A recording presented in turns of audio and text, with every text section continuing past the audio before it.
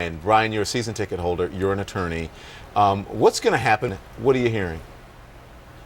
Well, Don, I will tell you, first of all, I'm not buying into the fact that he's got dementia. There has been a pattern and practice out here in Los Angeles. A lot of folks know about it.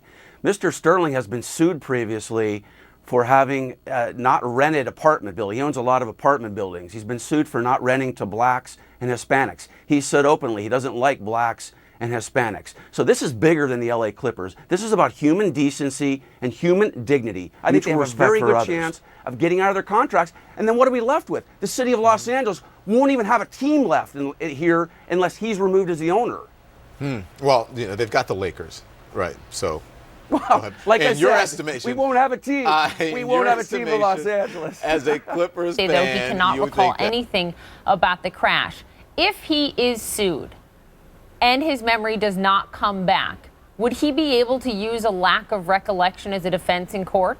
Remember, you've got a civil aspect of this and then a potential criminal prosecution for manslaughter. The fact that he can't remember what happened would be devastating to the prosecution trying to charge him with manslaughter. And then you've got the issue of the positive track control. I mean, I don't think they can prosecute this engineer. That he was indeed fit to fly. They say they had no knowledge of those medical notes that were found in his apartment torn up, saying that he was unfit to fly.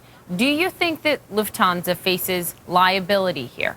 Yeah, Poppy, look, this is ridiculous. I'm pretty outraged by this. If you want to run an airline and you want to hire a pilot that is going to put 150 lives in his or her hands, then you as the airline better hire somebody to assess these pilots. And I'll tell you what the real story is here.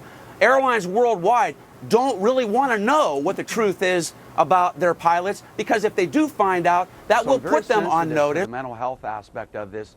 And all I'm trying to say here is that in a situation like this and the other mass shootings we've had, you've got to look at the red flags. There are red flags. What we as a society do with these red flags is really the teachable moment in all of this. The videotape of Freddie Gray only started when he was on the ground. We don't really know what transpired exactly with the police officers leading up to him being on the ground. His spine was 80% severed. His voice box was crushed. I find it hard to believe that that would happen in a van. And some of the police officers had it looked like they had their knees in his back. And Carol, go back to that video.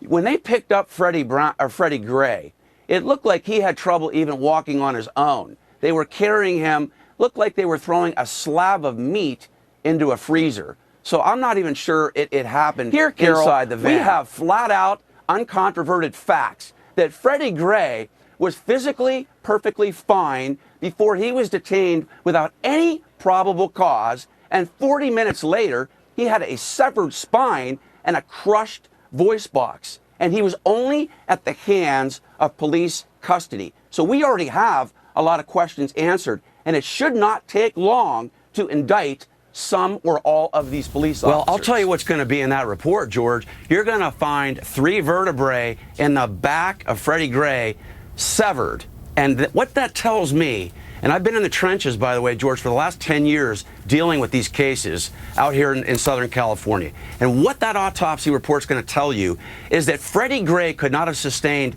3 severed vertebrae without blunt force trauma, and it's got to be consistent trauma pressed on his back. So let's get rid of this mythical, magical Houdini act that the police department released today, suggesting that Freddie Gray somehow intentionally harmed himself. What this is telling me is somebody is trying to orchestrate a theory that might support the proposition that Freddie harmed himself. And that is what's triggering even more outrage, not only there in Baltimore, but Philadelphia, and by the way, here in Los Angeles on Saturday, George.